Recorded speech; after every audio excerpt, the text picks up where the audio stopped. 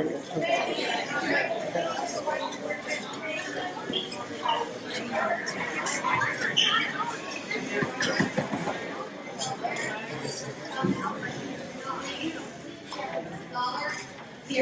would you all please join me in the pledge to the flag? I pledge allegiance to the United States of America and to the republic for which it stands, one nation, under God, indivisible, with liberty and justice for all.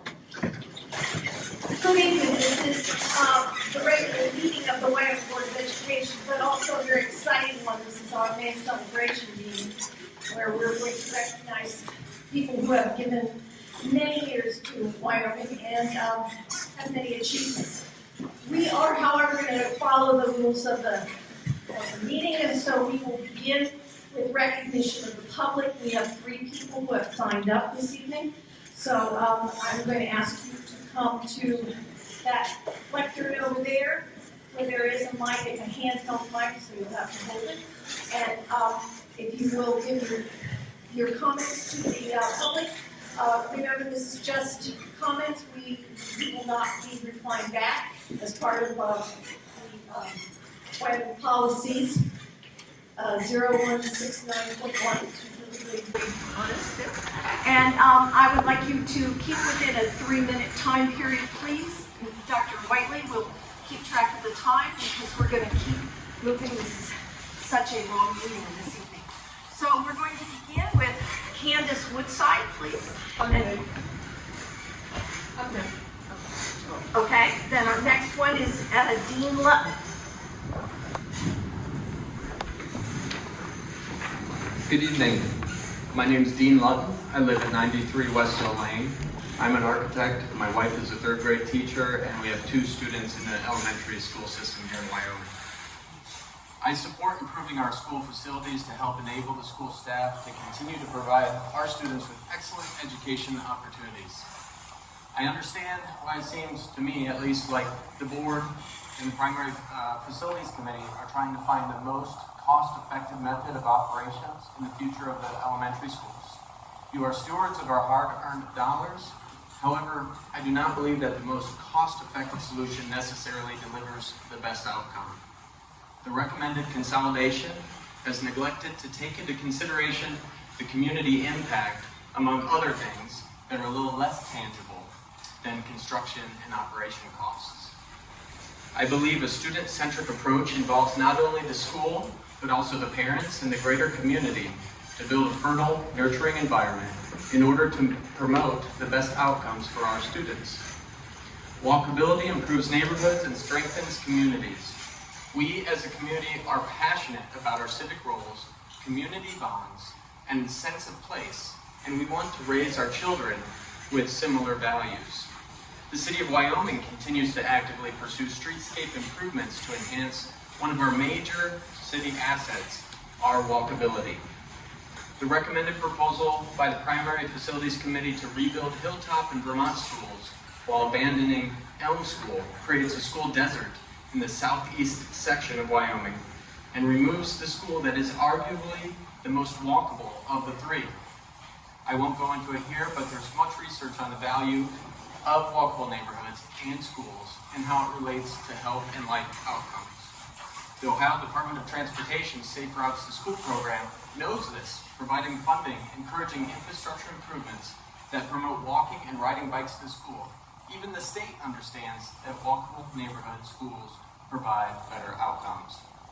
This is not an either-or proposition. The facilities need to be upgraded, and we need to keep our small-town walkable feel. And despite what I've seen in the community presentations thus far, the Elm School site isn't too small. Based on state standards, the current school is only about 8% smaller than recommended, which is the best out of the 3 that we have. And it could be rebuilt, going up or down to a 2-story structure, just like Hilltop and Vermont are being proposed to be rebuilt, and keep the walkability naturally inherent in the location of the building. I encourage the board and the Primary Facilities Committee to take into account all aspects and impacts of the plan moving forward, not just financial, including community connectivity, small town feel, transportation issues and costs, and traffic congestion. Your time has lapsed. Okay. I thank you and hope for going further forward, the clarity and transparency of the steps forward is made clear so the community can continue to have a voice and be involved. And I thank you very much for this opportunity and for the investment in our school system. Thank you.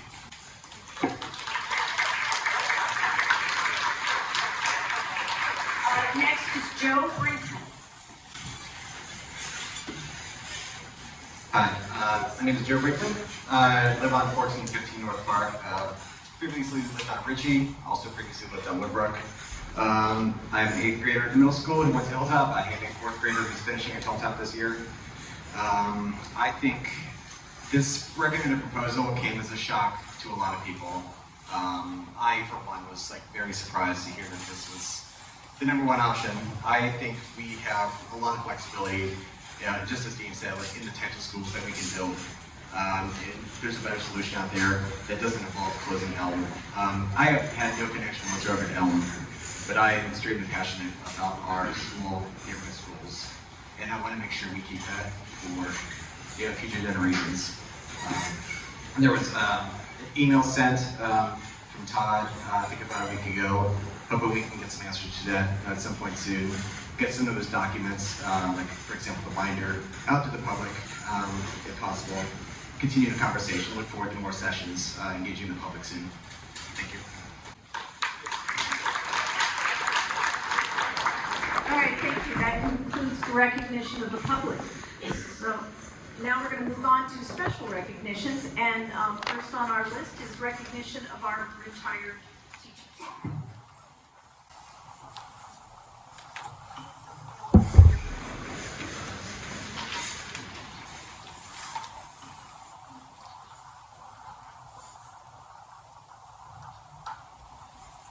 All right, this evening we are recognizing and thanking for their contributions Cheryl Allen, Chris Back, Gary Hayden, Cindy Howe, Dave Rensberger, Julie Roush, Carrie Smith, and Greg Seitz. If those people are here, come on up now. So we'll talk about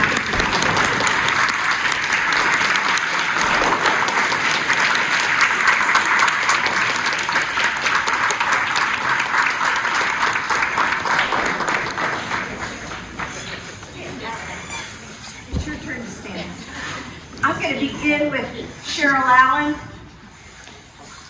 Cheryl Allen has taught in the middle school for 28 years. She came to us first as a special ed teacher. She was in 8th grade first. It was special ed, right? 7th grade was special ed. Then about halfway through her career, she switched over to English and has taught English in both 8th, 7th, and that's finishing up her career in 6th grade. We thank her for all she's done. She's been our department chair in English and Language Arts. She's been the yearbook advisor. She coached middle school track. And she was a wonderful support and leader of the middle school student council. I know that she has also, as a resident of Wyoming, been through, with 2 of her girls, through our whole system. So she has met many of you along the way. My guess is she moved out of Wyoming to be closer to her horse, and my guess is that's where she's going to be found. So we're going to wish you a very good luck, Cheryl, as you literally ride off into the sunset.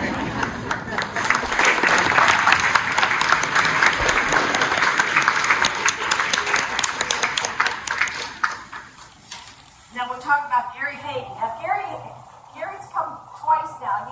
He was at our board meeting and let us all share our Gary Hayden stories, but we're going to just do it again because we're thrilled to have him back a second time. Gary has worked for 29 years in Wyoming, 34 years in education. He started out in East in Connecticut, right, where he had a Giesinger child, and then had another Giesinger child when he moved to Wyoming, which is weird how that all works out. Gary has been in 3 different buildings. He's been at Hilltop, where my children had him. He's been at Elm, and he's finishing up his career here in the middle school where he's had my grandchild. So he's been through a lot of families, literally, totally through those families. In addition to teaching, he has done, he's been the department chair, he's been the drama director, and he's taken care of before and after school intervention. I can give you one drama story. He's the only person I know to defy Mr. Fay. Mr. Fay is the ghost who lives in this building, and lose to him, because if I remember, there's a story about Gary as the drama coach standing there in the auditorium with a ladder out of nowhere, pops down and takes out your ghost. The ladder had your son, James.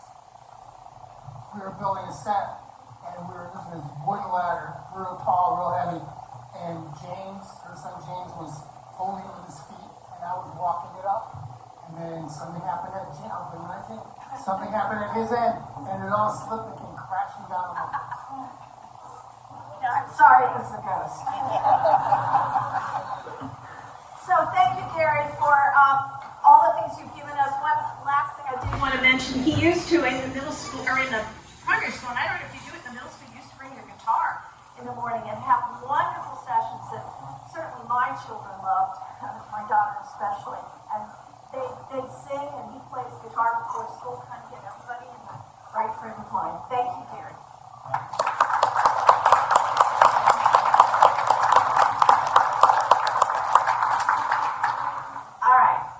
Dave Rensberger. I thought about going out and getting a can of Mellow Yellow to give you instead of the box. That would have been wonderful. That would have been the Mellow Yellow times in Mr. Rensberger's. If you've had a child in the 8th grade in science, you know what we're talking about. Dave has 23 years of service to Wyoming City Schools. He has been the whole time in the 8th grade teaching science.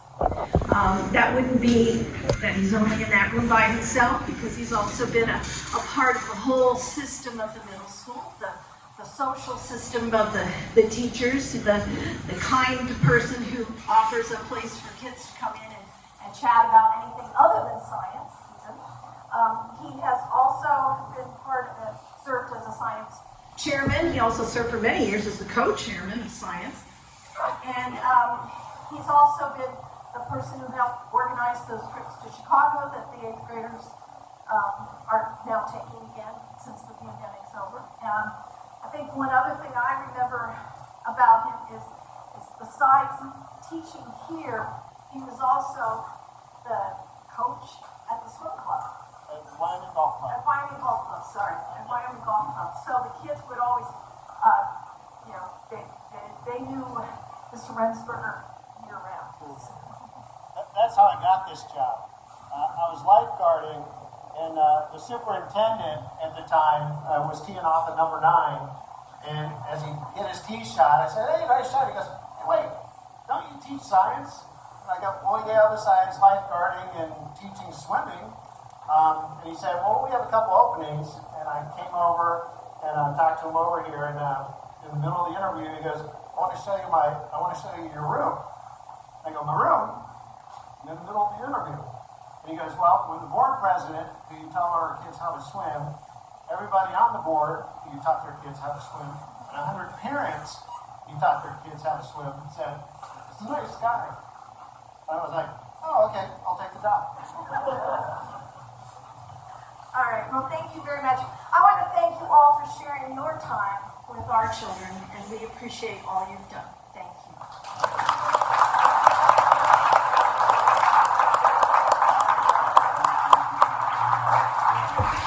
As they go back to their seats, I want to quickly mention Chris Back was the middle school media specialist when she retired, but the bulk of her career is as a high school media specialist. She led all kinds of programs in setting up research connections in the high school and connections with the public library, teaching our kids how to use multiple sources. Cindy Howe was the library aide at first at Elm, but has finished her career at Hilltop, also a Wyoming resident, mom, and she organized book fairs, visiting authors, and had a great presence at Elm for many years. Julie Roush, you want to mention Julie? Well, come on over, and I'll keep going with Carrie Smith is leading us. Carrie Smith is probably one of those people who bleeds blue. She grew up in Wyoming.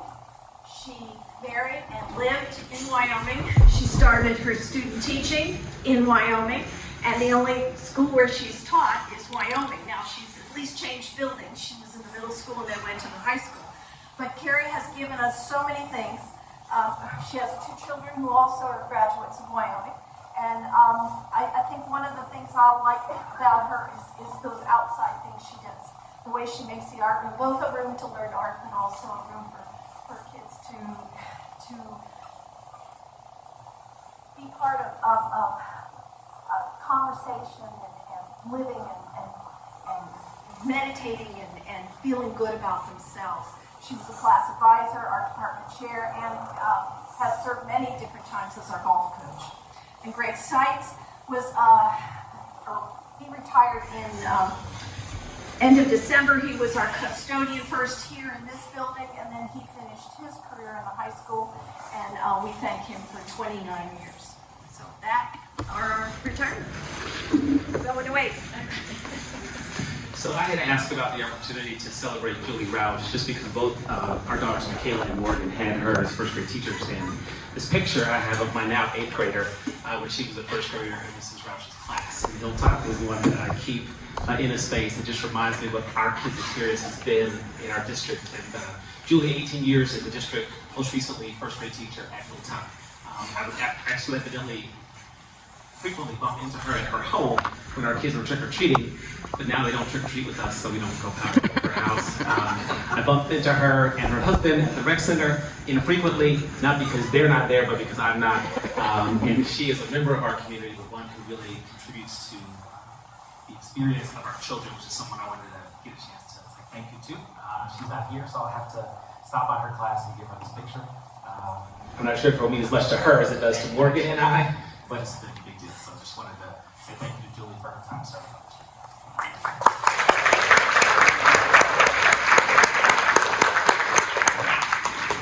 We also have some outgoing leadership positions we'd like to recognize. Sarah Flagler, is Sarah here? She stand out. Oh, please stand.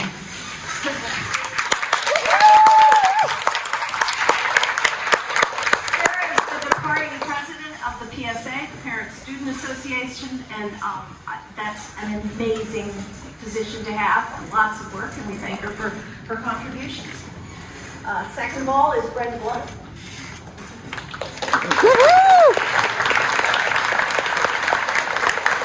Brenda is the outgoing president of the Wyoming School Foundation, and once more, we thank you for the incredible things you do for our school district, and also your long-standing, I think you bleed blue too, as well.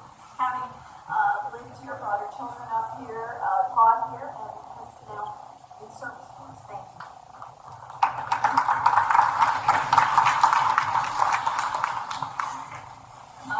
The next is the outgoing Citizens Advisory Committee members. If you are present, if you could stand where you are to be recognized. Ross Martels, Ernest Davis, Lynn Cave, Lauralee Murley, Victoria Wallace, you back there, Ross. Okay. And the CAC staff members, Haley Parks and Ashley Lang. Oh, thanks for representing us. I just want to say that CAC, we'll get into it a little bit later as well, but there's always applications from the community to serve, and we're so grateful for the, it's a 2-year commitment for people to dedicate their time and volunteer for 2 years to work on significant studies throughout the community and be a liaison for the school board and the community as well. So thank you so much.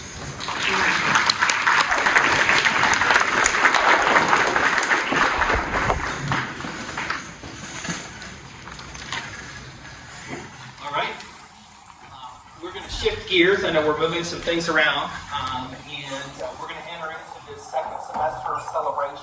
We're going to keep the celebrations moving on, and we are so excited to see this many individuals here what we've done is we've gotten into a great rhythm of celebrating our first semester accomplishments and our second semester accomplishments at the January board meeting and then this May board meeting.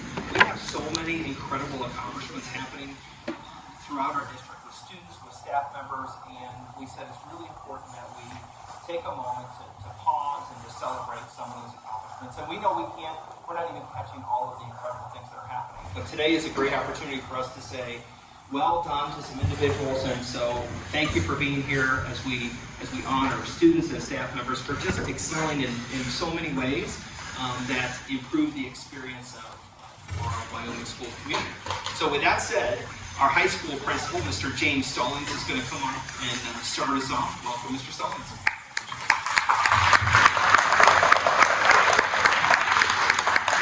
First and foremost, I want to thank everybody for coming out, and shout out to you all for just making that Super Bowl change that you just did, like halftime, just shifted everything on up. It is with great pleasure that I get to sit up here to really dive into some outstanding kids in our building that have done a tremendous job this year. So the first kid I want to call up is Jackson Harness. Jackson, come on.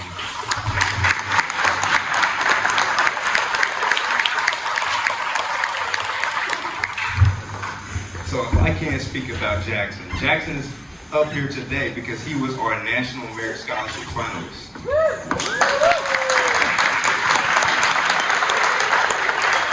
Out of 1.5 million entrants, around 15,000 are chosen to be finalists based on their PSAT performance and a recommendation from their high school, a personal essay, a strong performance on the ACT or ACT, and a record of consistently very high academic performances in all grades in high school. This young man is outstanding, and it is a pleasure that I get to say that he's our valedictorian this year. So please clap.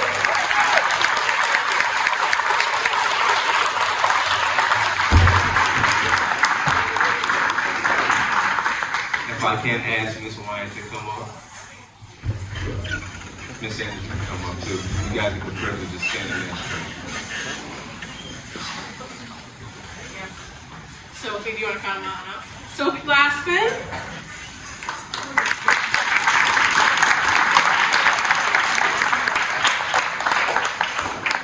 Amanda and I have gotten to know Sophie over the past year.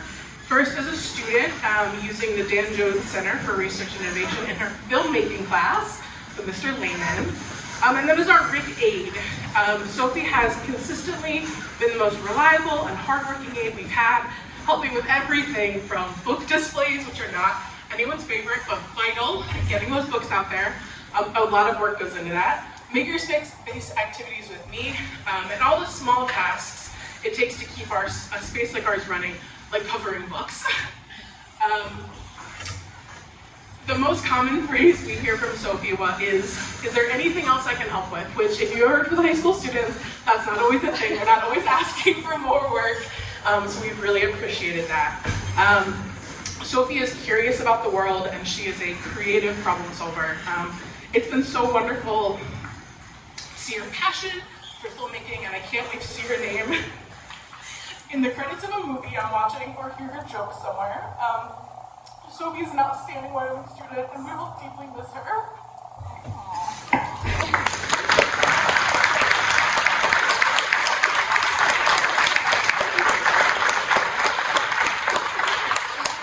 What this is about, ladies and gentlemen, making tears. Everybody's getting cry today.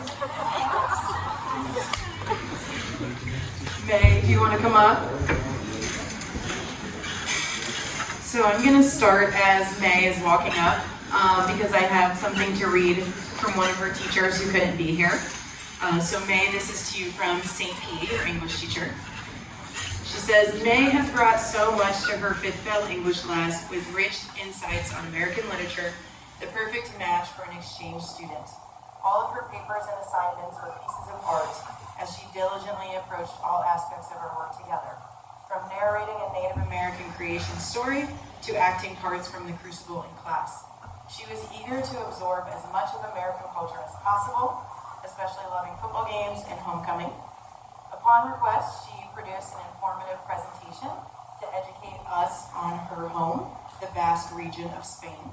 She came to class ready to learn, and even while quietly struggling with homesickness during the holidays, we sent her with all of our love and support. May will always have a home in Wyoming and always be a cowgirl. And I wrote mine too. May and I already cried on Thursday when we thought it was going to be our last day together, so here we are again. I'm in awe of you for so many reasons. You're so brave, and the thought of leaving home for a year is something I couldn't do now, let alone when I was in high school. I'm proud of the successes you've had. I remember the thought of learning American history when you don't know any in the past, like your classmates might have learned in previous years.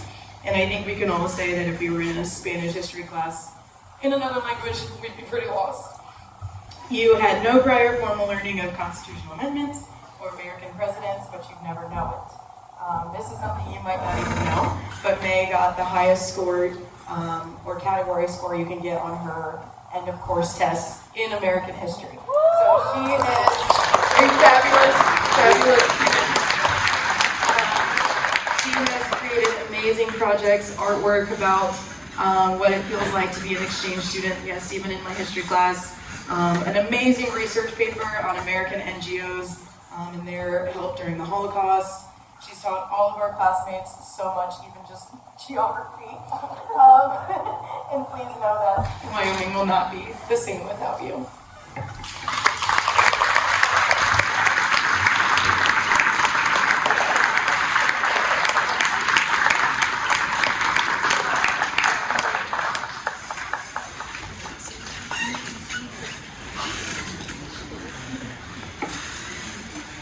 Next student, Mr. Andrew Burns, I'm sorry. Andrew Burns, come on up.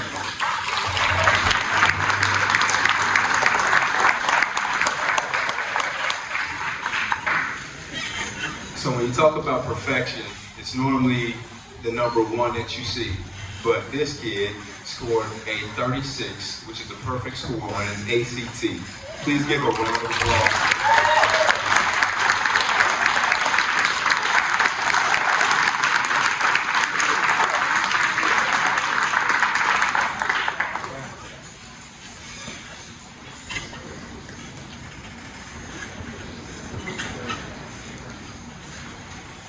Is Darnell Baldwin in the building? Insane. I'm gonna still speak on Darnell. Just for those of you that don't know, Darnell, I got to meet him last year, my first year. He was what I call a frequent flyer. He was in my office, not for negative things, but just to talk. He was one that, like all of us, we're learning about life, we're learning about friend circles, and figuring out where do we go next. Senior year is here. And if there's one kid I can say has completely just embodied what it is to be a cowboy, he is that kid. I am so proud of him, his direction, where he's been focused, he's been outgoing. He ended up joining lacrosse this year, never played a sport before in Wyoming, and now he's just really flourishing, and I'm really proud of this young man. So Darnell Baldwin is not here, but that was somebody I need.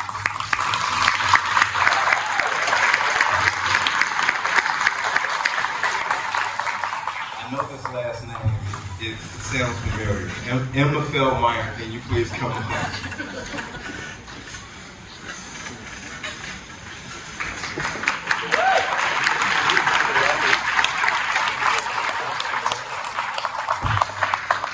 After we finish, make sure you ask your dad for some money afterwards. Emma is an exceptional student. She is a leader in the classroom, always prepared, excels in class, is an active member of Model UN, and taking 5 AP classes. She never complains. She is always willing to help out other students and took the lead role in the AP Watershed Project. She was an absolute joy to have in class and a model student. With her work ethic, passion, and dedication, she definitely has a bright future ahead, and we are proud of her. Emma Feldmeyer.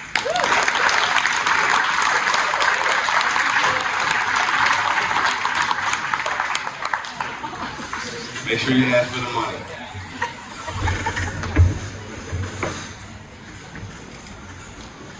Next up, can I have Ethan Hatcher and Eli Hoggins just come up.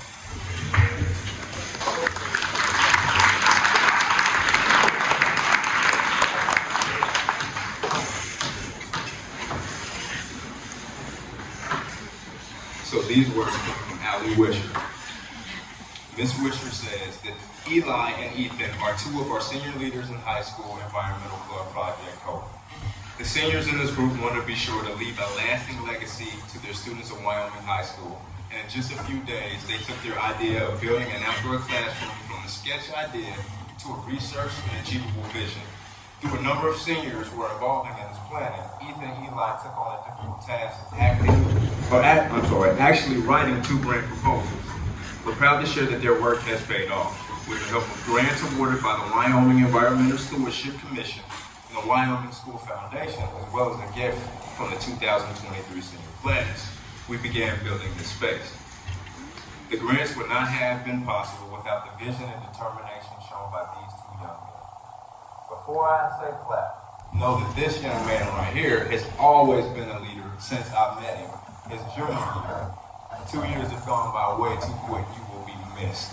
And to Ethan Hatcher, who today was outside pretty much playing, moving dirt, putting down rocks all by himself. It just shows the commitment and work ethic that these young men have demonstrated. And I am extremely proud to be your principal and proud of you guys. Congratulations.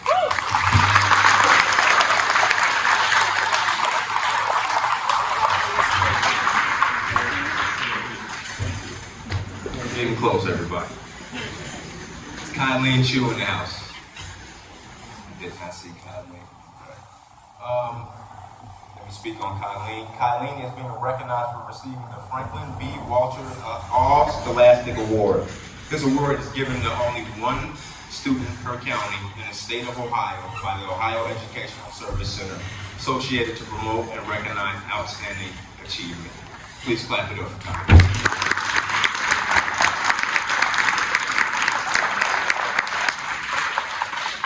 Last but not least, can I have Jake Danielson, Jacob Earhart, Ella Hummel, Evan Kozak, and Preston Rosen come on.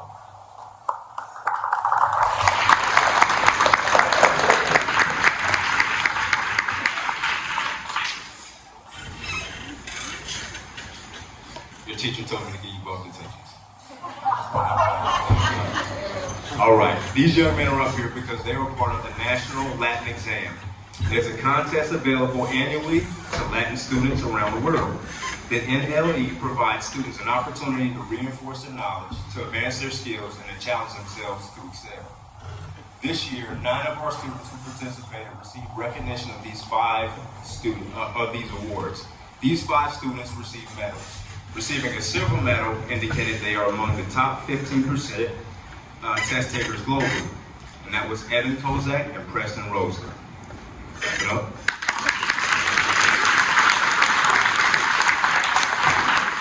Receiving a gold medal puts them among the top 5% nationally. That is Jacob Earhart and Ella Hummel. And receiving a gold medal and an additional commendation for a perfect score, a feat accomplished by less than 1%. That is Jake Danielson.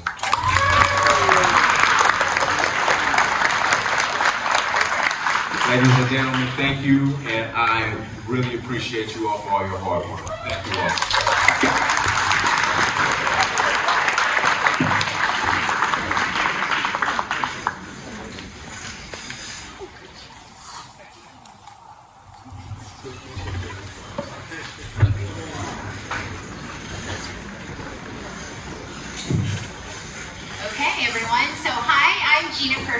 I am the proud principal of Elm, Vermont and Hilltop Primary Schools here in Wyoming, and am so excited to share with you just a few highlights of the many things that we're proud of that have happened in our schools during the second semester. There are so many more that I can't even begin to count and begin to talk about here tonight. But the first one, if I could have Jake McGee and Whitney Jones, please come on up to the front.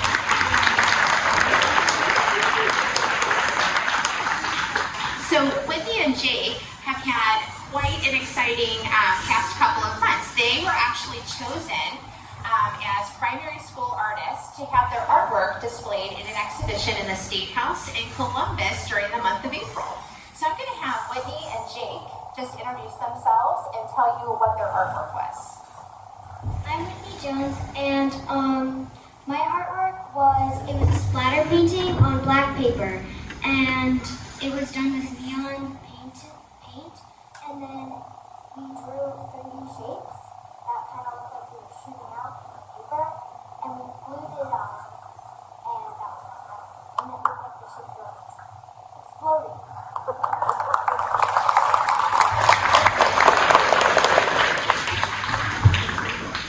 I'm Jake McGee, and I made an ink heart-shaped art piece where it has 4 parts to the art. A heart. It's so you pick the heart, and then whoever draws, if you have to circle on the paper 4 times and circle the best one you did, then and then get a foam thin piece and draw on it. Then you color it with red pen. Then you do it on the art piece. Then you put it on the paper and roll it with ink.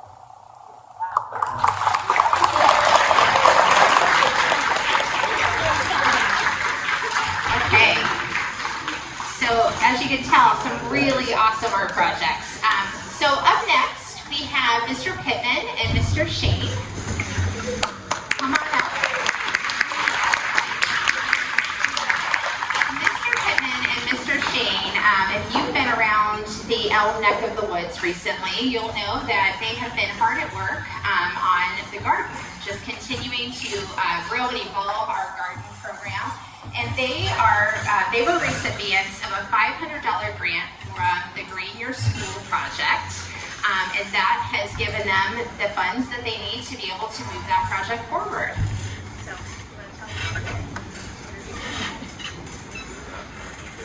All right. Well, we were honored to get the grant, and Richard had approached me a few months ago, and we wrote the proposal. We got the proposal, and we were very excited. Richard's class drew some artwork and what the garden would look like. And my favorite story was when we went to go get the supplies about 3 weeks ago.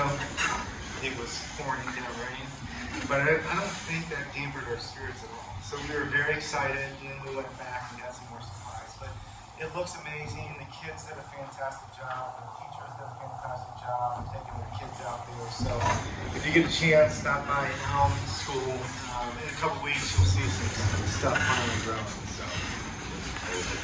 Just really quickly, I'd like to recognize the great students who've done a great job. These 2 girls and other students who are in here do things like write the letters to help us get the grant. These 2 girls have helped Mr. Pittman prepare the garden, plant. So thank you guys for all you've done. Did you guys want to say your names? My name's Ellie.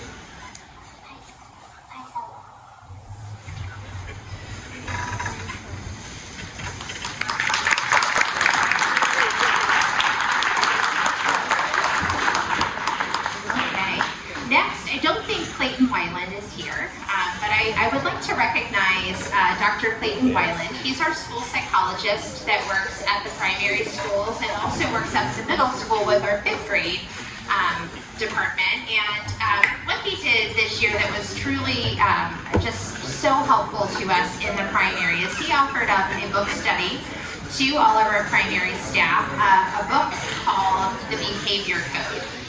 And he had between 20 and 30 teachers that participated in the book study, just really helping them kind of process through deciphering causes and patterns of difficult behaviors and then matching evidence-based strategies with them. It has been just a great infusion of positivity and support for our team, and so we would love to recognize him. So even though he's not here, let's give Clayton Weiland.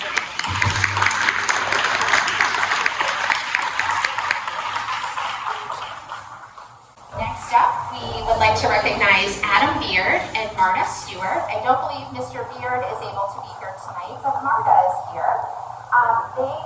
Marta and Adam, if you have been around the Vermont area, probably know that they have lots and lots of plants growing at Vermont. And they recently just wrapped up the plant sale. So I'm going to let Marta tell you a little bit about that. Yes, hello. Good evening, everyone. We're really fortunate to work with fantastic kids and develop a really great project-based learning opportunity where our kids help us develop a business model. Actually, one of my students is sitting back there. He also had a great art award, Jake, back there. But they help us develop a business model where we go ahead and we build pretty much a greenhouse. We have plants that we nourish and grow throughout the year, and then we sell them to all community members. And if you know, if anyone's been and bought plants, Adam here is the best gardener that we know. So his expertise is always well taken, and we paid over $2,600 for our friends in Sierra Leone. We have a sister school in Sierra Leone to be like support the primary, and so it's a really great way for the students to develop a project-based learning model, apply it, become entrepreneurs, and then sell their products and really do it with a great purpose. So always very proud of them.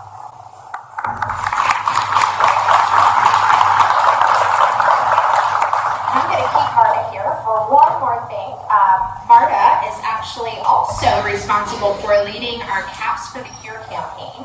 And I'm going to turn it back to Marta to tell you a little bit about the great success that was.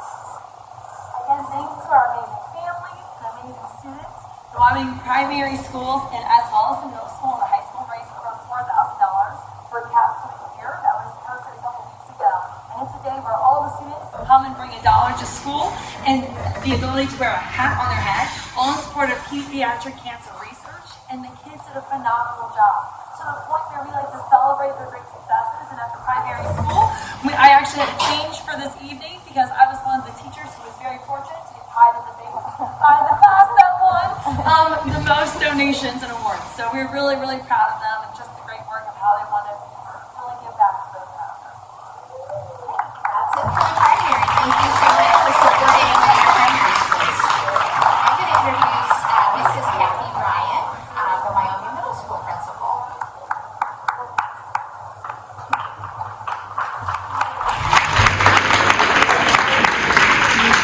Good evening. I'm Kathy Ryan. I'm the interim principal at the middle school, and this is my third time back. But I just would like to tell you how much I've enjoyed being back. A lot has changed with kids today, and a lot has not. But I think that the curious kids and the great teachers we have are two things that will not change ever. We're going to be recognizing 3 groups tonight. I would like the students from the Brave Like Raven Library Project to come forward, please.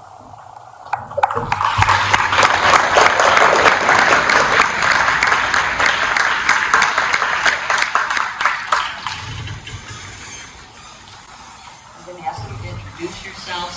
You don't have to speak. Hi, I'm Chance Moms. I'm one of the this thing that we've been doing has really helped me cope with the loss of Braden and deal with him not being here anymore. And it's also helping out for other kids in the future.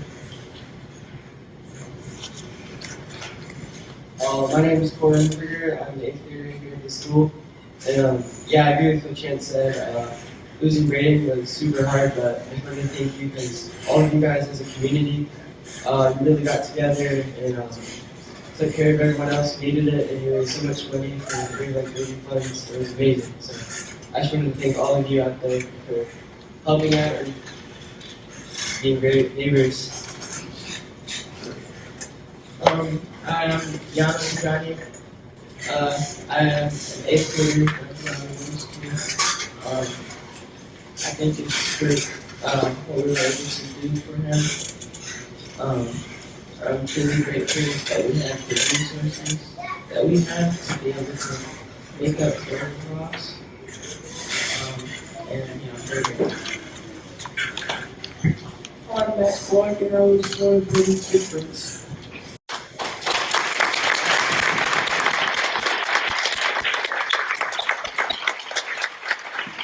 William Hay could not be here this evening. He's also with this group. Angie Rango is one of the treasures of the middle school, and aside from being an excellent teacher, she has a very compassionate, caring heart. Andrew couldn't be here, but she did want me to talk to you a little bit about what these gentlemen have done with the Great Life Grading Library Project. So these are her thoughts. But for the past 3 months, our middle school team, made up of 8th graders, Cole Rensberger, Yano Tajati, William Hay, Max Clark, and Chance Mullins, have worked hard to fundraise for the Brave Life Grading Library in memory of Greg Naughton. This project, facilitated through the Queen City Book Bank, is a unique project that will enable us to honor Braden and celebrate the lessons he taught all of us through books. Wyoming Middle School students showed up in a big way to show their support and love by wearing baseball jerseys and hats, purchasing lollipops, buying raffle tickets, and participation in homeroom competitions. Their efforts, along with an anonymous donor, raised $5,000. We're incredibly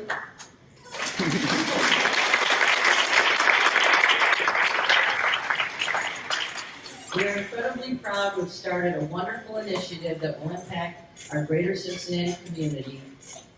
What a wonderful friend and classmate he was. Some of those who helped could not be here this evening, but like William, but we did want to acknowledge these gentlemen for the hard work they put in this year.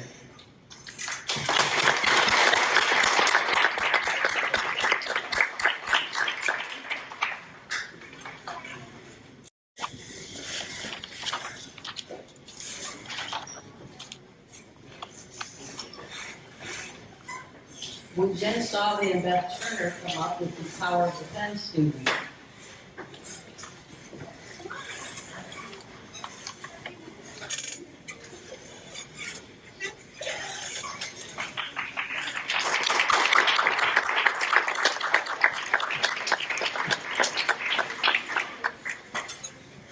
Jen Salve and Beth Turner have made many of our students into future authors of the world. It takes love of writing and patience to help make students who enjoy writing into the lifelong writers that they have become and will become. Jen has coached Power of the Pen for 23 years. Beth has coached for 6 years, and they've just returned from a very successful state tournament. Thank you, Kathy. I'm Beth Turner. Power of the Pen is a statewide competitive creating writing program for 7th and 8th grade writers. On May 19th, which was just a few days ago, 7 of our team members competed at the state tournament at Ashland University, and we got to enjoy all of the really fun university things like eating in a dining hall and sleeping in dorm rooms on bunk beds, right? We're still recovering physically. Qualifying for the state tournament is a significant achievement. Only 10% of all of the writers in the state will make it onto the state level. The writers here competed in either 3 or 4 rounds of writing. In each round, they were given a prompt and then had 35 minutes to write a complete narrative inspired by it. Their writing was read, scored, and given feedback by judges from all over the state. Our writers created a total of 24 unique stories all in one day. With us tonight, we have Rosie Galvin, we have Lola Ruby, and we have Marina Pierman, who are 3 of our state qualifiers. Not with us, we also had Davy Cool, Megan Maley, Lucia Charton, and Kate Nugent. Of our 7 competing writers at the state tournament, some of our team members came home with individual awards. Kate Nugent, who's not here, placed 6th overall in the 8th grade in the state of Ohio. And Marina Pierman earned an Ashland Scholarship Award as a 2nd grader. Marina and Megan Maley also earned Platinum Pen Awards, which will earn them a spot in the Book of Winners. Their stories will be published. And then we also had 9th grader Maggie Brennan, who received what was called the Annual Humor Award for a story she wrote as an 8th grader last year at the state tournament. So we're proud of all of our writers this year. We're exceptionally proud of all of our 7th and 8th graders who are part of Power of the Pen this year.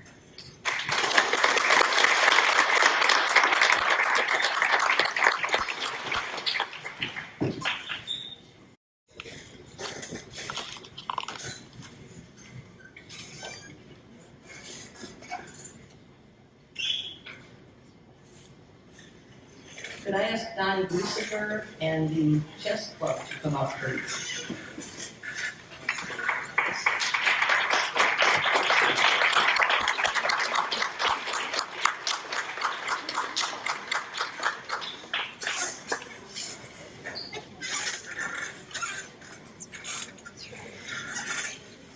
The Wyoming Chess Club is truly impressive. Don Giesecker has taken a group of students and turned them into a talented and competitive group of players.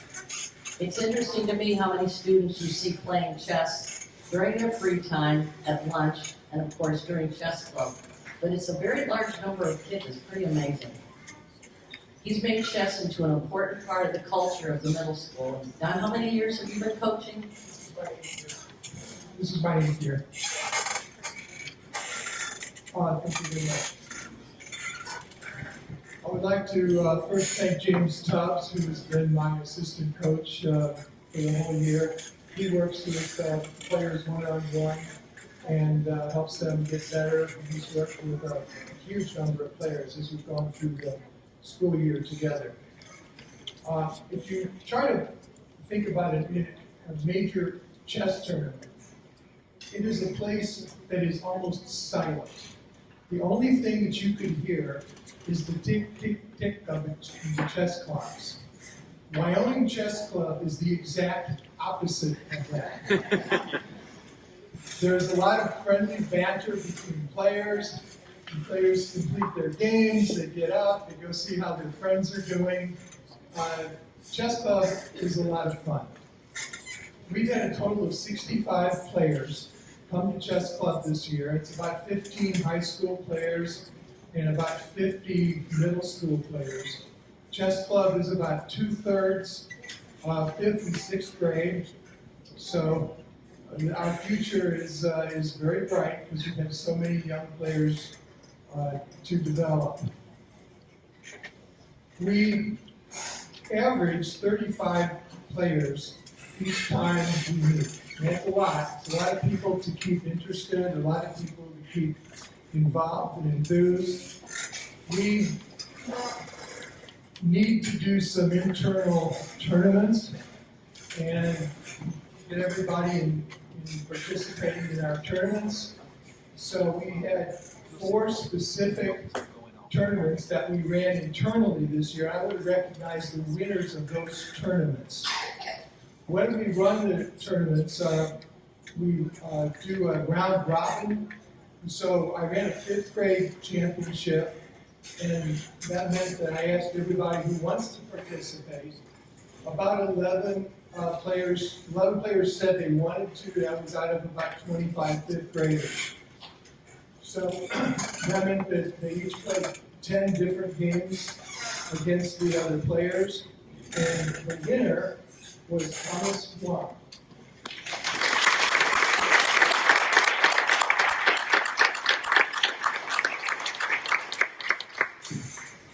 Congratulations.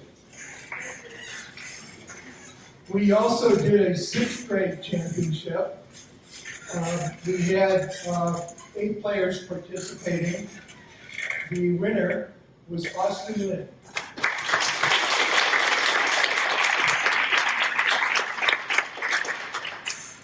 Before our chess league started, we had a tournament for varsity, and I don't see Logan Liu here, but Logan Liu is an 8th grader who won our tournament for varsity that included the junior high and the high school players who wished to participate. We had 11 players there, and Logan won that.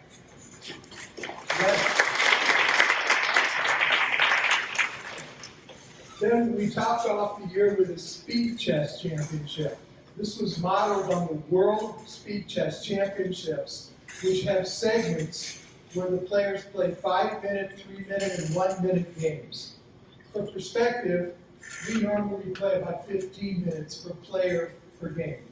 So those who do this tournament have to think really fast. The way we did it is you played each person at each of those speeds. So a 5, 3, and a 1-minute game. We ended up with 16 players wanting to be part of the tournament. Our winner was Abe Murphy.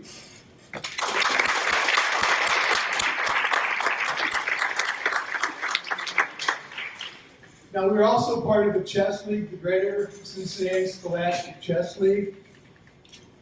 There were 2 divisions in the Chess League. We were in the CHL division. Indian Hill, Marymount, and Madeira all had teams. we won our division.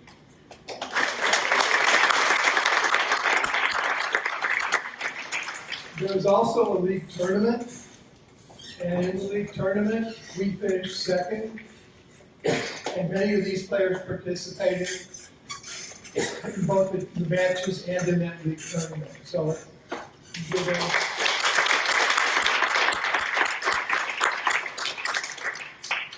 I'm going to let these guys introduce themselves, and then I'll have a couple of final comments. I'm Luca. I'm Sebastian Blitzky. I'm Austin Lynn in 6th grade. I'm Ben Huang in 6th grade. I'm Tyler Fothery in freshman year. I'll run into 8th grade. Connor Bergen. I'm James Lockhart and I'm a senior. I am Abe. I'm Alan Walitsky in the 5th grade. I'm a Swan in the 5th grade. Thank you.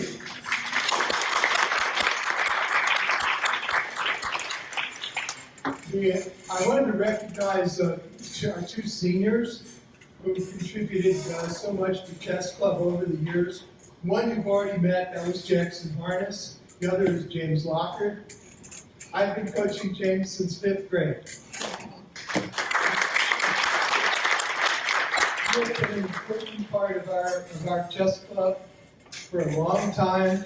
I've really enjoyed being his coach. He's a credit to his family and the Wyoming community. James, thank you so much for being part of chess all these years. I'm going to miss you.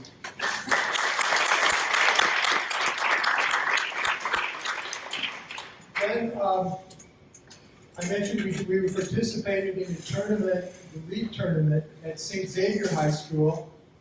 Our team finished second there, which was pretty good. We did better than other CHL teams. We were also up against the big schools like St. X, Boulder, and Milford. So second was a nice accomplishment. I want to highlight the championship of Abe Limpy. He was the individual winner of the tournament.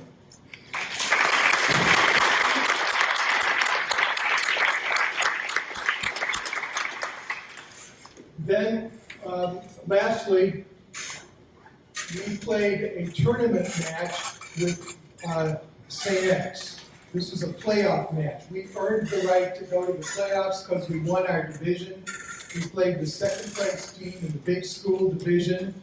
I want some players to step forward. Abe, Arlen, Austin, and one other player, Drew Geller, who's not here tonight. These are the 4 players that took on Mighty St. X, and they won.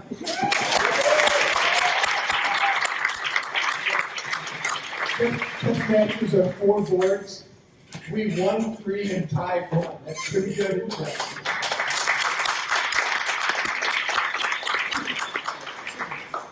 Thank you, everybody. Let's be sure to shake hands with the board today.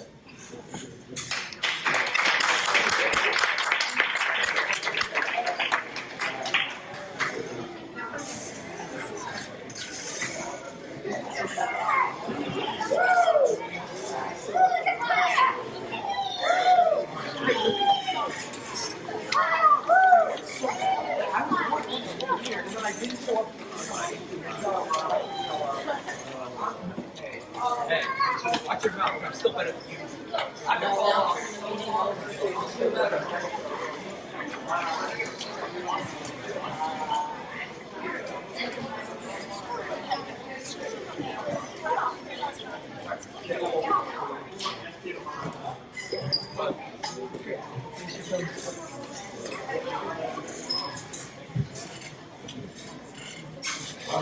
All right, well, we're transitioning. You're welcome to come on up closer if you'd like to. We'll keep using the microphone, but it's completely up to you. Thanks for being here as we celebrate the amazing students that we have. They are absolutely incredible in so many different ways, and that's why we like that part of the year to take those 2 pauses to celebrate the great things happening with our students.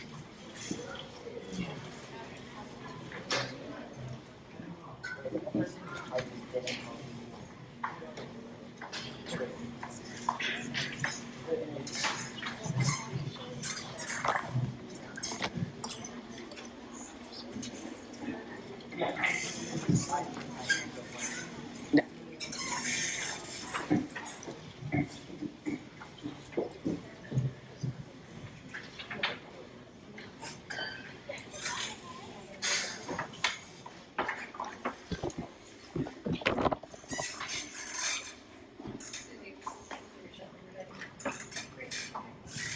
use the mic just so that everyone can hear. May is the time of year that all Ohio public schools are required to submit an updated 5-year forecast.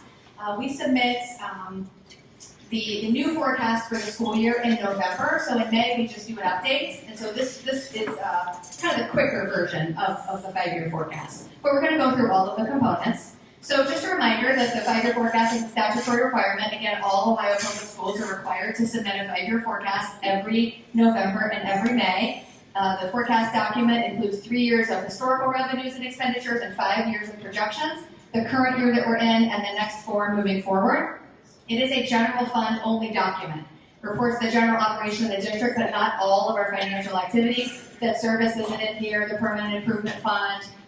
We've heard a lot about the incredible clubs and activities going on tonight. For example, the Power of the Pen Club isn't in here. The Chess Club, their activity is not in here. So it's a general fund only document.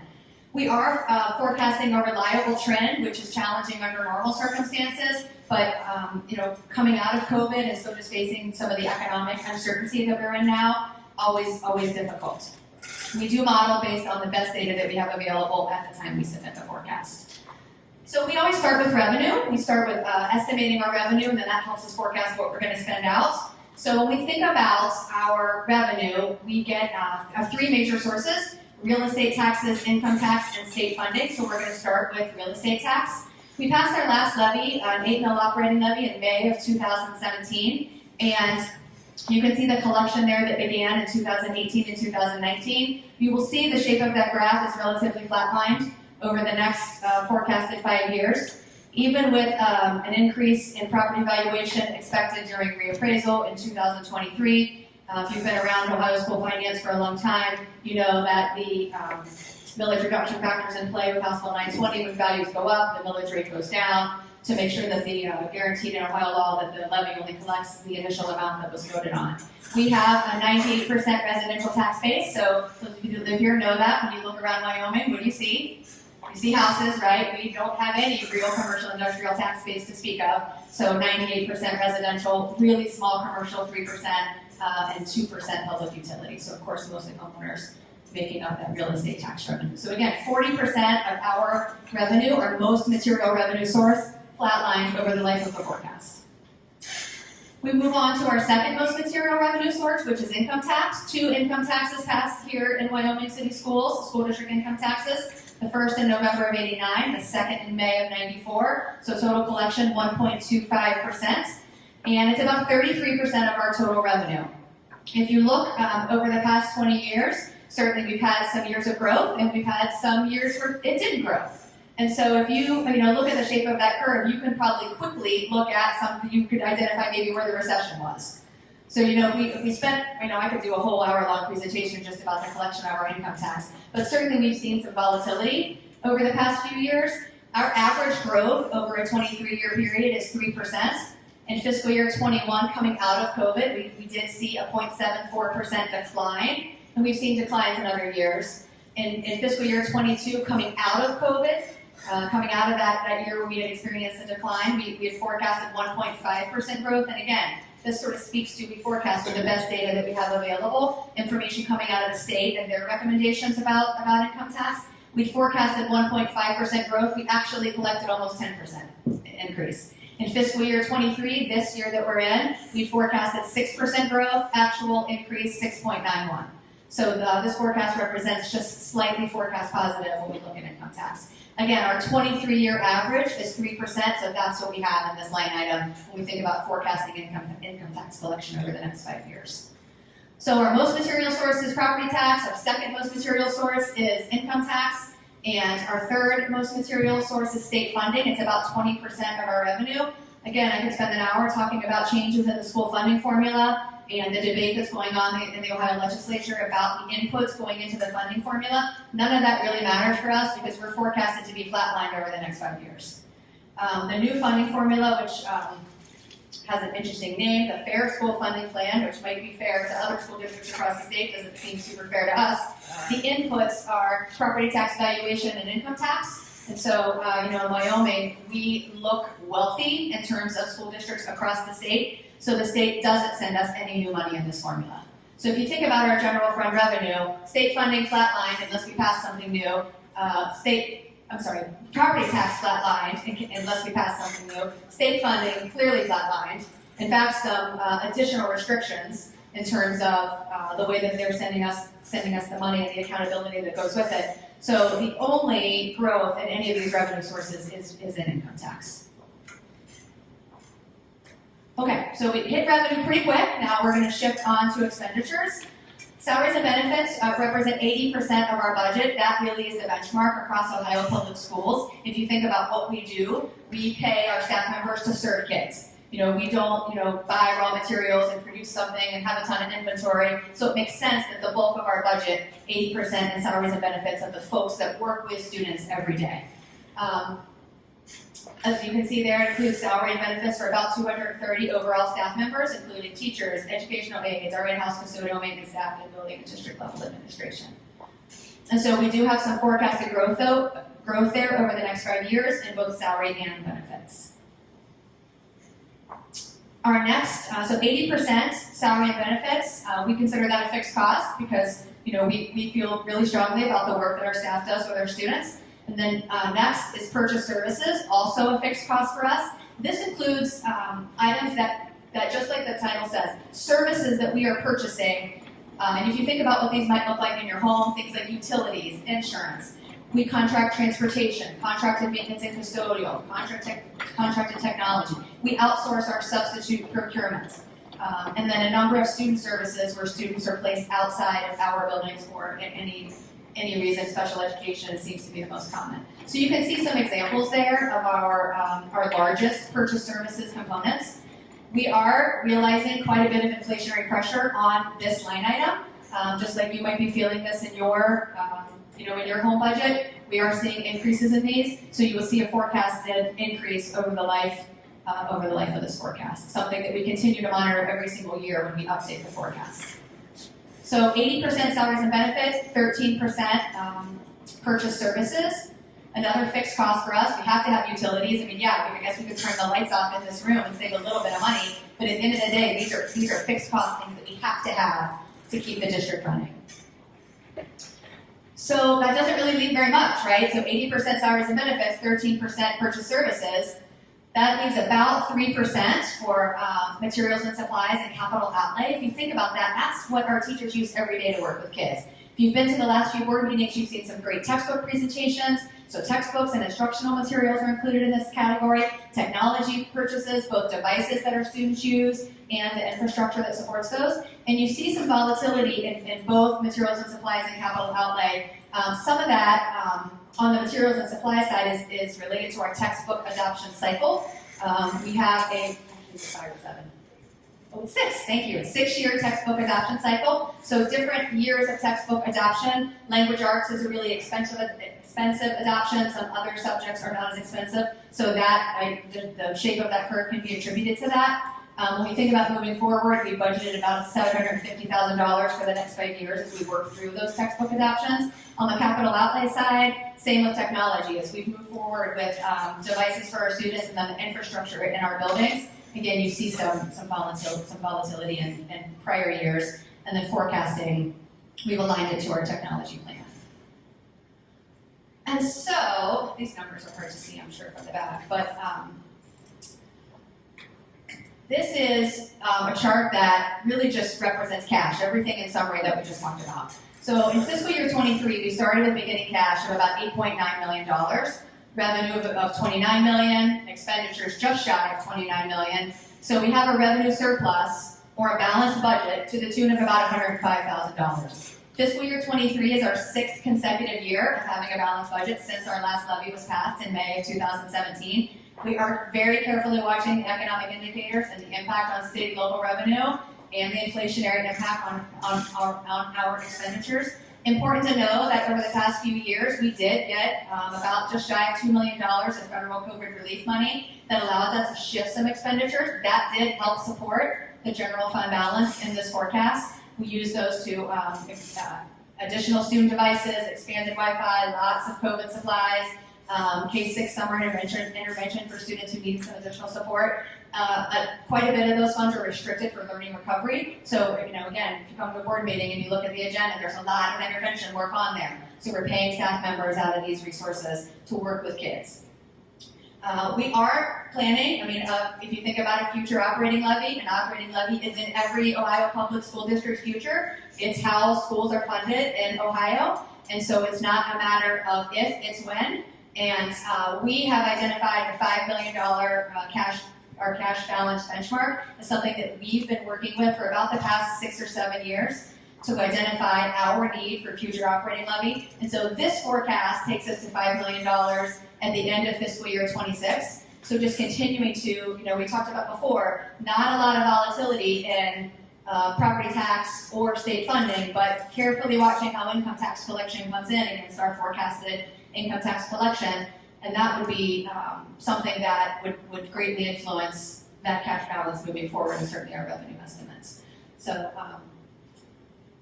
any questions about the May update? Yes. You did the last one. When we projected? Somebody who was here then one. We said 3 to 4 years, so this is year 4, so we should, on that, be running a levy, an operating levy this year, but we've been able to push back. So we're at 6 now. I think the original commitment was either 3 or 4 at that time, but that's the interesting piece. If you look at those prior year forecasts, think about what's happened since 2017. No one ever in the world could have ever imagined a global pandemic. So if you looked back at those previous forecasts, you would have never seen something like 2020 coming.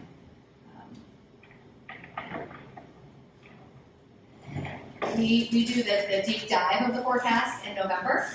So again, this is just the spring update where we update any significant changes in our revenue forecast. The only change that we made was impacting the income tax for the actual collection. We had forecasted 6, and we realized 6.91.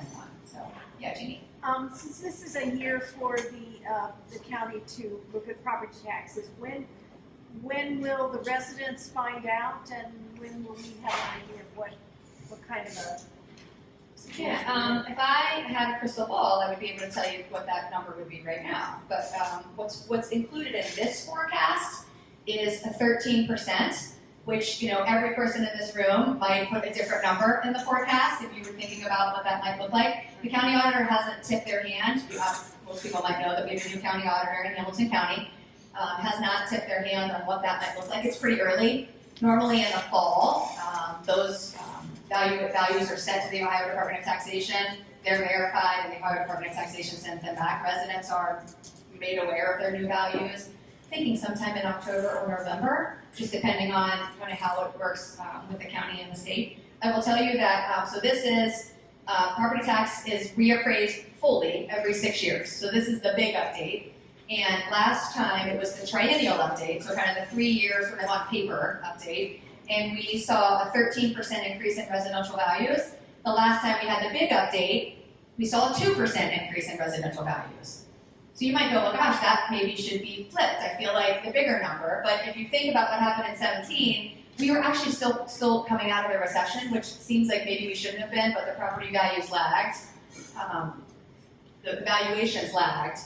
And so when other communities were seeing some significant valuation reductions during the recession, Wyoming saw a 10% reduction in values in 2011, which again lagged the recession a bit, but that's what the update was. And then, but across Hamilton County, I think the average was maybe a 25% decline.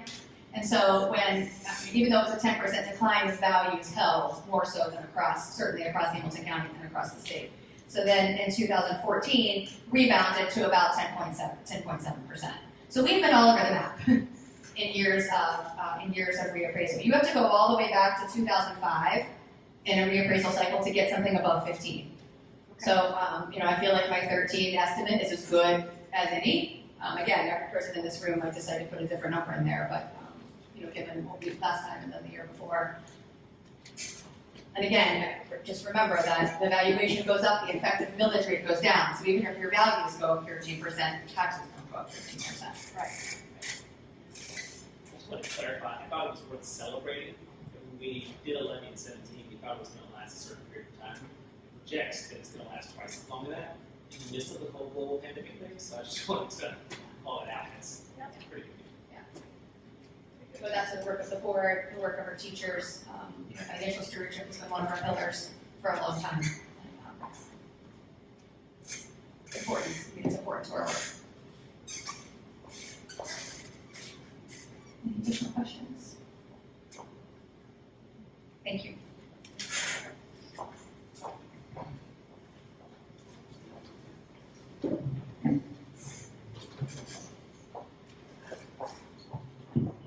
All right, so we will be asked to, thank you.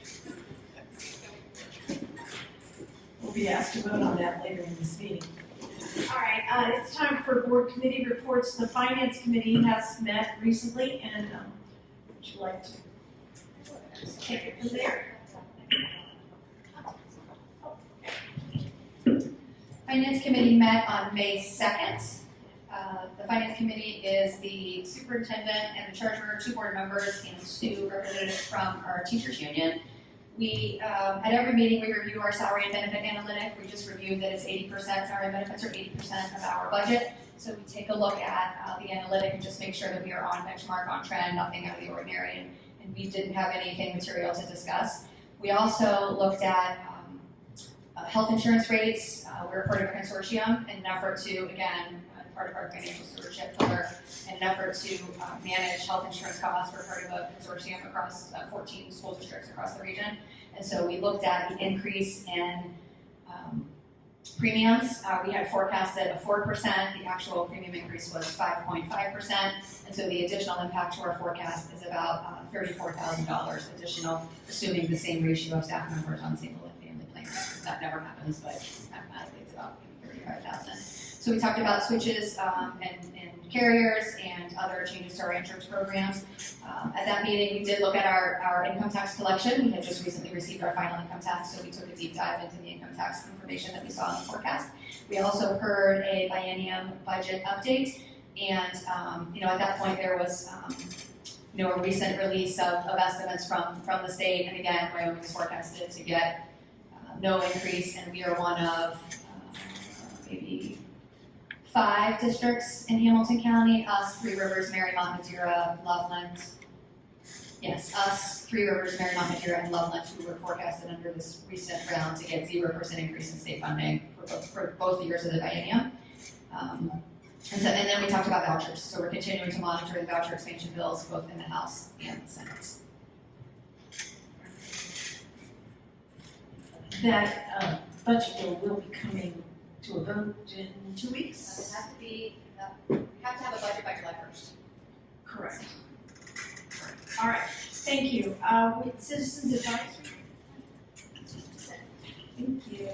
Okay, so we met for Citizens Advisory final meeting of the year, which we started trying to do a little more celebratory and feedback session of committee members. So that was on May 9th, and I'm just going to read some of my notes. We kind of captured, we just had really nice discussions about like how do you feel it's working. A reminder for everyone real quick on the CAC. So that Citizen Advisory Committee application is up online all the time so that if you know of anyone who wants to apply to be on it, and that we also kind of reiterated that to current members. It's the most important bit is conducting studies and investigating reporting such findings to the board. And then the other part is to be active and informed school community relations through the discussion of general education issues so that they are a conduit as well to the board in the community. So very important bit. So it was a wonderful conversation with people. We were just talking about like the studies. We were saying how some years we have 3, some years maybe 2. What does that look like depending on maybe the needs of the school? One of the greatest examples I see recently was our committee work research strategic plans throughout different communities, and that we were able to utilize that research to develop our current strategic plan for Wyoming, and so how helpful that was. So the range, we just talked about different things like what's a good amount of people per study, because inevitably people make a 2-year commitment and sometimes aren't able to commit, but then that's not, if you only have 4 people in a study and 2 people can no longer keep their commitment, there's a good deal of people who want to be a part of CAC. Just the types of presentations, how we as board representatives could be more supportive so that we're not kind of invading the study, but we can be helpful to either be good listeners or resources, making sure we're putting out how we're putting out the CAC information, building awareness, diversity of, we just had a nice discussion about how we pick the members. And we said that people send their resumes. Resumes have been the most helpful thing, that we are always continually looking for diversity of background of people. So if we had 4 accountants or financial analysts, we want to make sure we're diversifying between, like, maybe somebody's in education, maybe somebody has finance, maybe somebody in business. So that's been very important for us. And it was great.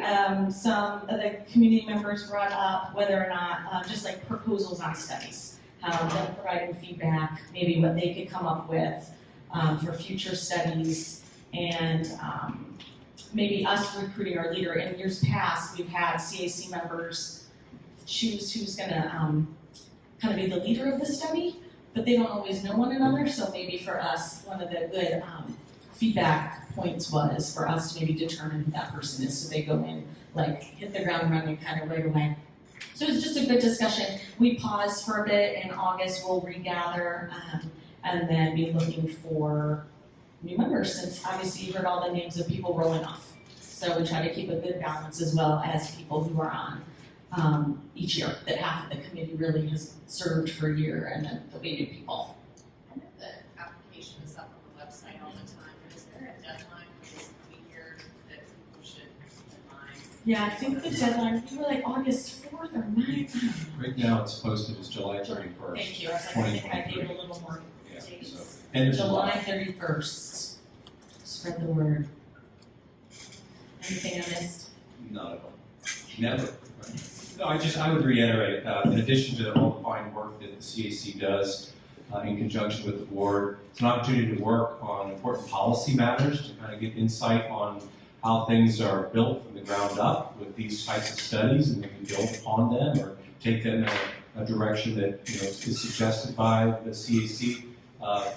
It's a wonderful opportunity. I did 2 separate tours of duty on the CAC, and in addition to the policy work and becoming more aware of what happens with the board, it's a great opportunity to meet a lot of neighbors. It's amazing how many close contacts I have now that stem from my years on the CAC. So a lot of benefits. Again, if you know anyone who might be interested in kind of getting involved in kind of the more policy side of things, please have them apply by the end of July.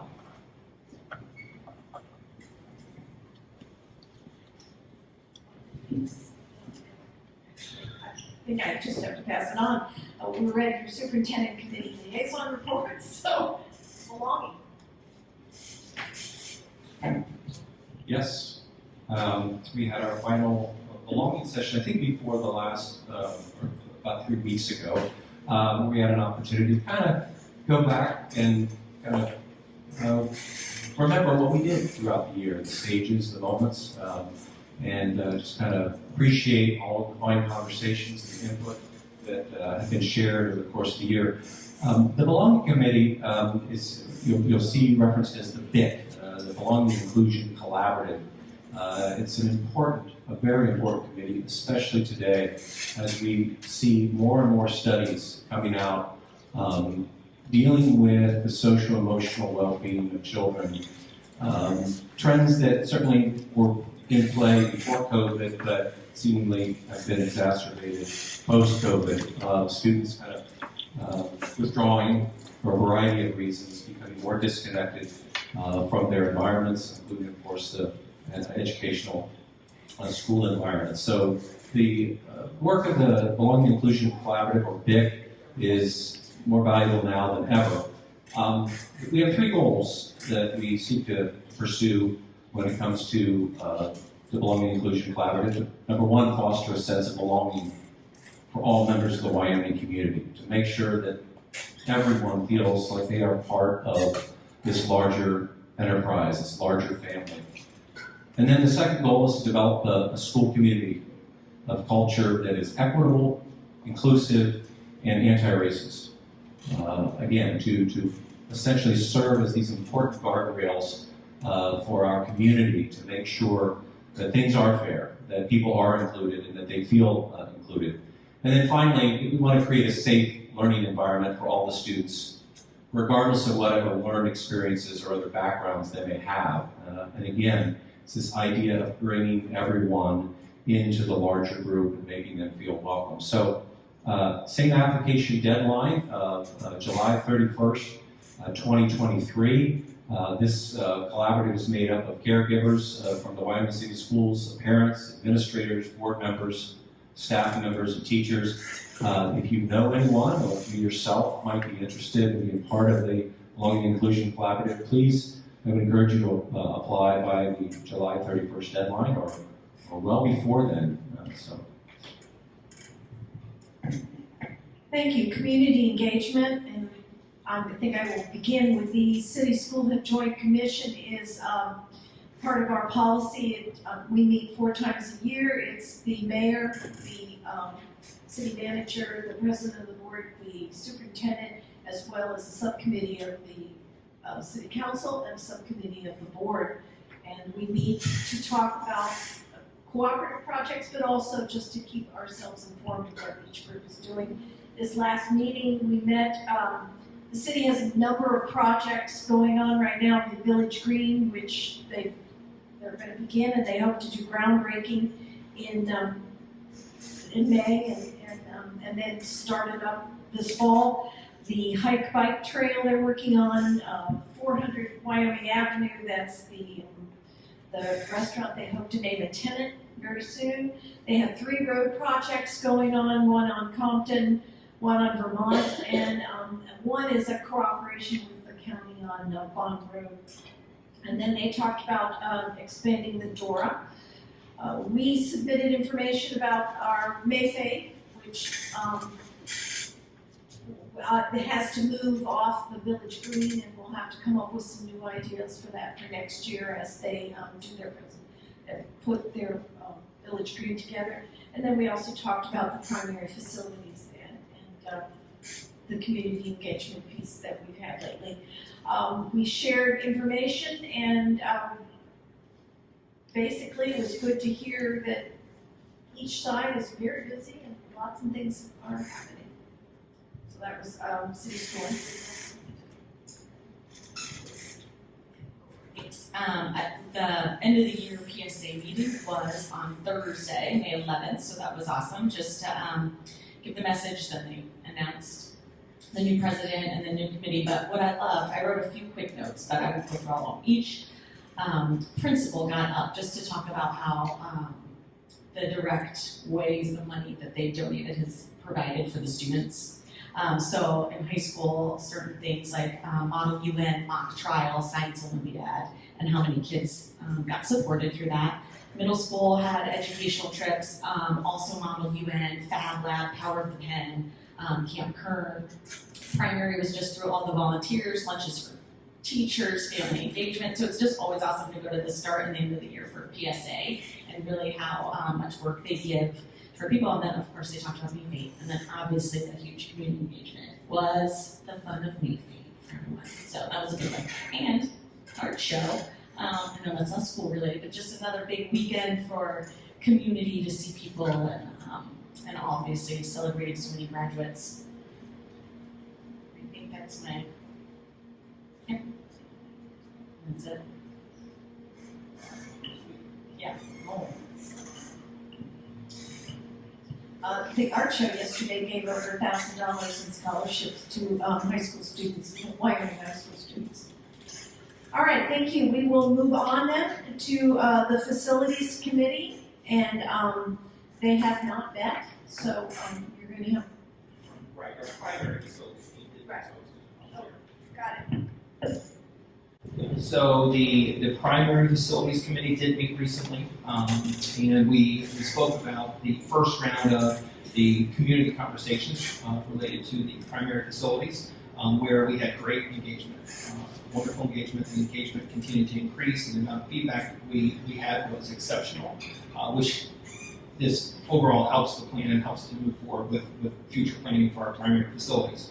So with that in mind, what I wanted to do is share some of the takeaways that came from that conversation during our meeting and share feedback and the highlights that we had from that feedback.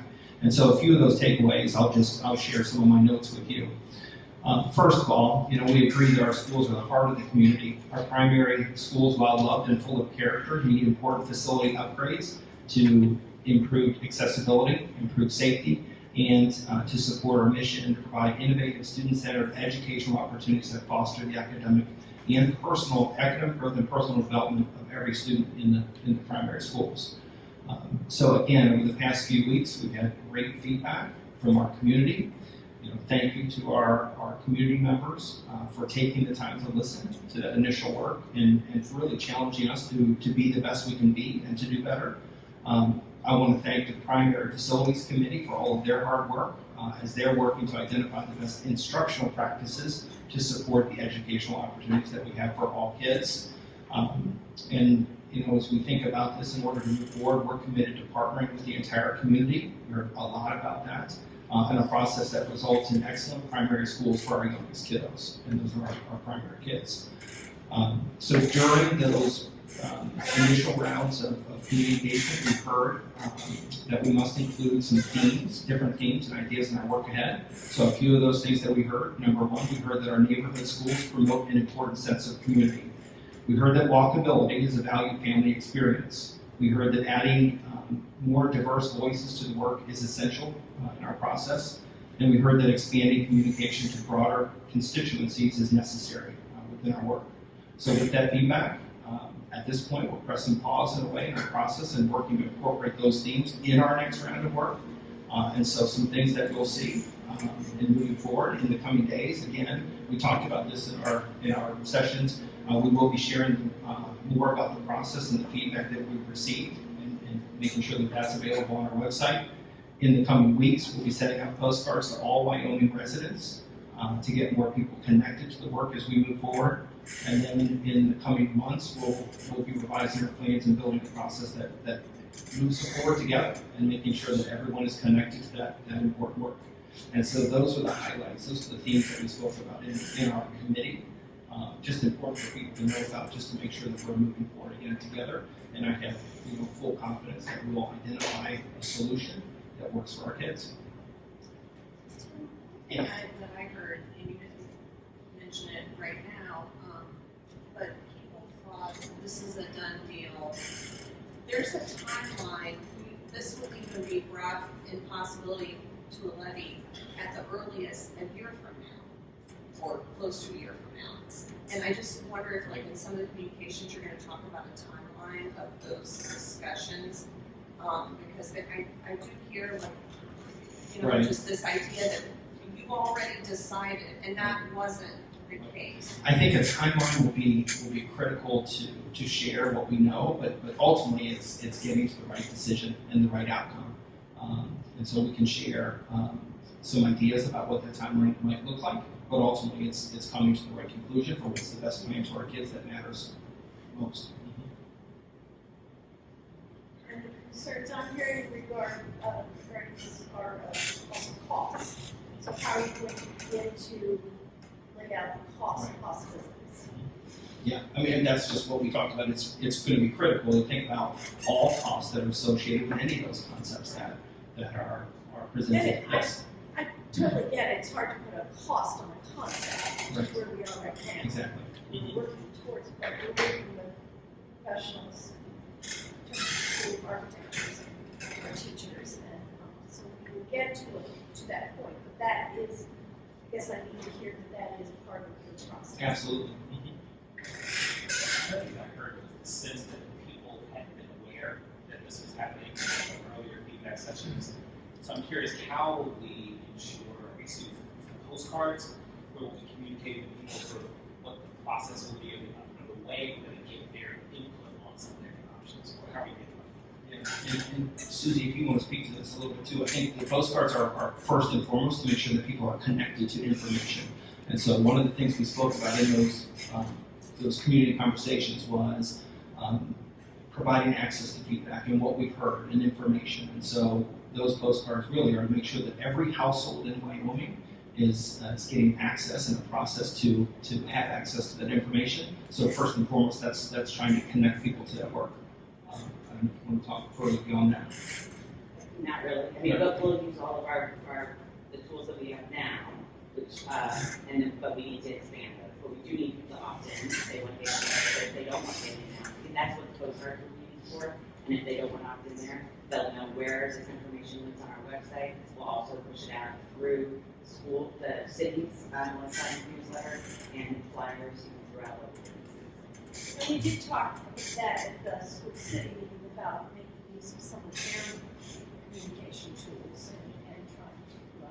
I think to help people understand that if you don't have students in the school, you're not in the, how would you have to opt in? We can't just, call you or email you without your permission, or you just have to opt in. It's not that we don't want to communicate. So a postcard is not really information, it's just a list of sources to opt in, where you can go to get to them. Postcard unfolds so much information. So it will be a little bit of the statement that you just heard, and then it will be, this is how you can be connected to work. We're happy to send it directly to your inbox, or you'll find it on this place on the website, and that'll be where it will be updated when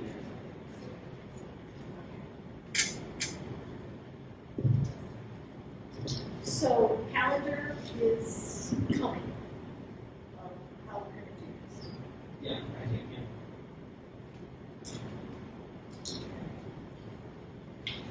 there anything else?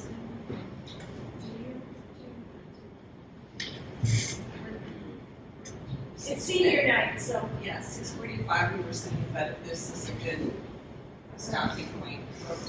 Well, the next would be planning and goal setting has not met. Policy review is going to meet, we have one conference with that in a few minutes.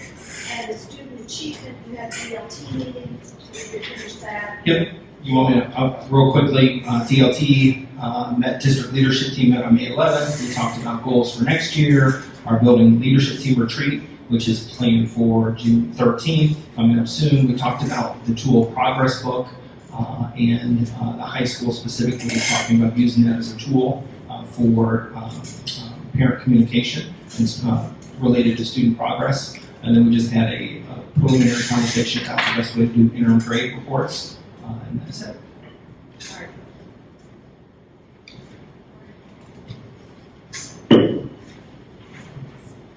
Okay, so I'm gonna keep going, and, it's.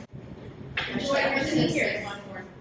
even know if I need this, but looking at these posters around the middle school of Choose Kindness and Kindness Matters, I want to thank our two speakers. I don't know if they're still here in the facilities for your respectful and helpful comments. To be honest, not all of the letters and the comments that we have received have been respectful, and I just, in thinking about our superintendent and the people who work in our district, I hope our whole community is thinking about taking care of the people who lead our community so well. We know our superintendent, and we all have the best of intentions, and we are here to listen.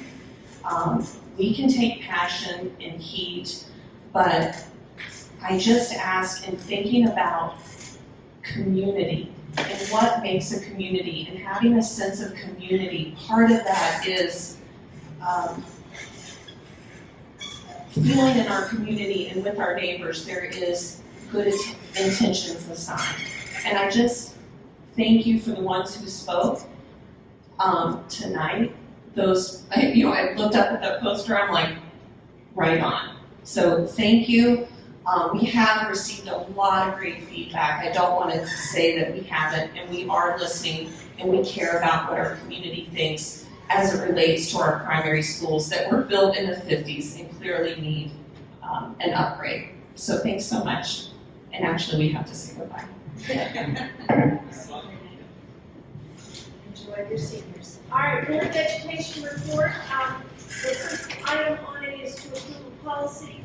This is a second reading, so this would be a approval. It includes, it's the technology one, talks about servers and the usage of and hosting of our servers. It talks usually about accessibility to use of technology. It talks about privacy, grade reporting, and training and audit and standards that go along with that. Yeah, a chance to read through that. Second thing is the middle school textbooks, ELA textbooks. There were also 2 AP textbooks that were presented to us last meeting, so these also are on the second. We had our first presentation, so this is the second reading, so I'm making a motion, unless someone would like to talk about it, motion to approve the Board of Education report. Second? Second. All right, yeah, roll call. Mr. Thomas? Mrs. G? Yes. Mrs. Aller? Yes. All right, treasurer's report. Thanks, Jeannie. Item A, approval of the minutes from the meeting on April 17th, the regular meeting, and then the planning meeting on May 9th. Item B, approval of the statement of revenues and expenditures for month ending April 30th. Item C, appropriation adjustments for the month of May.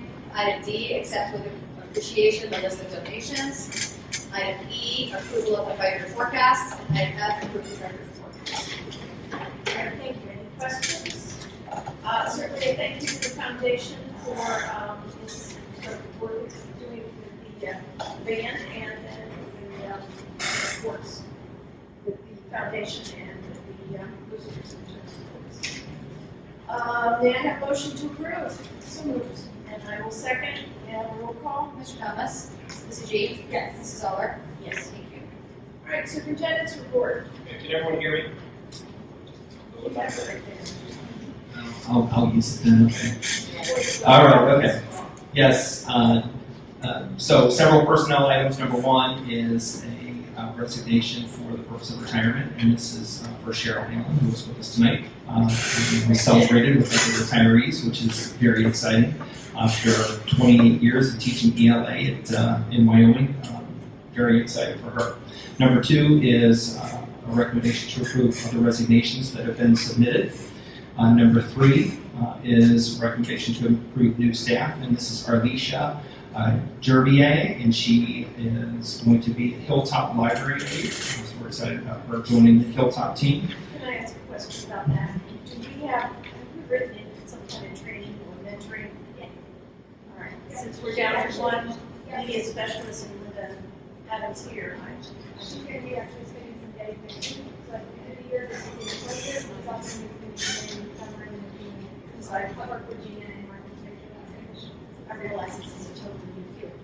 And then when everybody is back at monthly, media specialists and library meetings, Yes, so there will be training at the start of the year to make sure everybody's on. I'm thinking more in terms of more in-depth training. Yes. Not that creating a connection, but some of the things where we can't have some selection in this world we live in today with concerns about some of the process and protocols. Thank you.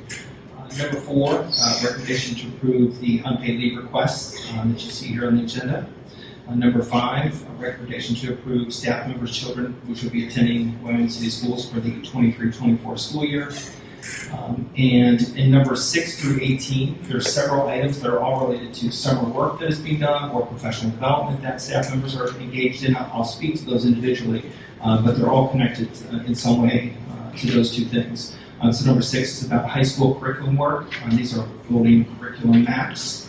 Number 7 is about primary math summer curriculum work, and they'll be talking about mathematical instructional practices and goal alignment across primary grades. Number 8 is primary summer ELA textbook work, and this is focused on connecting the curriculum, the written curriculum, to the textbooks that were recently approved. Number 9 is middle school summer English and language arts textbook work, and again, this is focused on the newly adopted textbook. Number 10, lots of items here. Number 10, we have middle school summer math differentiation work, and so this is professional development focused on how to reach different academic needs of students in the classroom. So it's all differentiation of instruction specific to mathematics. Number 11 is Special Education Summer Georgia Numeracy Project. So this is professional development on that as an intervention tool, again, to differentiate for students. And number 12, high school home instruction. This is to approve these individuals to support students that have that as a need. Number 13, CPI or Crisis Prevention Intervention Training. These are individuals who will receive that training. And number 14 is for individuals that will be providing that training to others. Number 15, Wonders Professional Development. This is textbook training for those individuals at the primary level. And number 16, Summer Band Camp Coaches. So this is an exciting time over the summer band camp. And these individuals will be supporting that work for students. Number 17, Summer Science and Technology Camp. It's a big hit for our kids. We have huge enrollments within that camp, and so that'll be happening actually right around the corner with this being the last week of school for that opportunity for students. 18, Extended School Year Tutoring Services. These are individuals that will be providing that service to our students. And number 19, Compensation for one extra bell. These are individuals who are teaching one bell beyond the typical caseload for teachers. Number 19, AP testing work that was happening during May 8th, which was a board holiday when the school was not in session. And you can see item B, we have several overnight excursions planned for the 23-24 year that are being recommended for your approval tonight. 2 Model UN conferences, 1 high school strings and orchestra trip. Just great opportunities for our kids. It's one of the things we celebrate. We hear about it a lot, the value of those travel opportunities. And so we're excited to be able to offer those. Items C and D, updated handbooks. You can see classified administrative staff handbooks. Very minor changes in both of those. Item E, recommendation to approve administrative compensation at those amounts that are listed there in the agenda. Item F, HCC, which is the Hamilton Claremont Cooperative. This is an annual contract for services. These are technology tools that we utilize here in the district. Items G and H are both connected to Hamilton County Educational Service Center contracts for early childhood special education support that we receive for students. And item I, therapy services agreement, and this is for occupational therapy and physical therapy for students that have special needs, or students that have that as an identified need through a 504. That's a lot.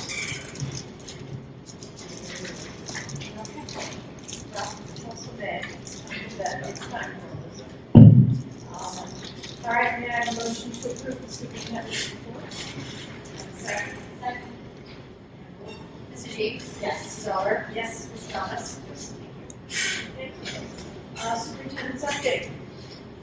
Just a thank you for an exceptional year as we enter into last week, and there's so many things happening for students, and we see the recognitions that happen tonight.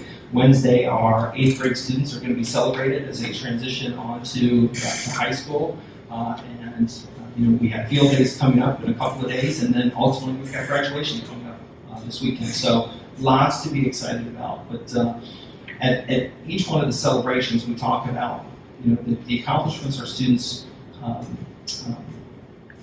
are recognized for. First and foremost, are because of their effort, but that comes with incredible support from families, from staff, from this entire community that I usually say wraps its arms around our kiddos in this wonderful support. And that is Wyoming, and that is exciting, and it's just a fun week. So it's a week full of celebration. Yeah, that's it. That's all we've got. Thank you. I keep looking over to see if I have something to say. They're not there. Then I guess I need a motion to adjourn. Second. Roll call. Mrs. Zeller?